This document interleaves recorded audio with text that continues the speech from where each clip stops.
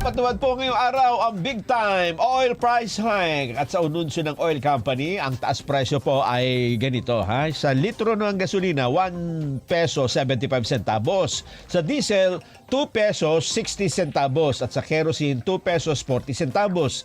Ang presyo ho ay tataas simula alas 6 ng umaga. Una na hong tinaya ng Department of Energy Oil Industry Management Bureau ang malakihang pagtaas sa presyo ng produktong petrolyo dahil nga po ito sa giyera sa Israel at Iran at banta sa critical na global shipping passage. Samantala, sinabi ng DOE na nagkasundo ang mga oil firm na hatiin, unti-untiin ang taas presyo sa produktong petrolyo para mapahupa ang magiging adjustment ng mga apektadong sektor.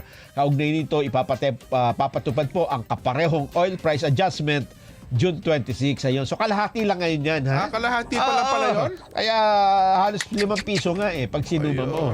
So kung forecast kasi nung isang araw, parang 5 piso mahigit. Oo. So kaya pala naging 2 piso mahigit lang kasi kalahati lang pala yun. Hinati. So magpapasalamat tayo sa mga oil companies ba yan? Ibig sabihin nun? Oo, napakabait nila Kasi kung hindi, ngayon na yan, di ba? Pakabait nyo po. Nako talaga naman. Maraming salamat sa inyo at naalala at naunawaan nyo ang kalagayan ng mga mahirap nating kababayan, ha?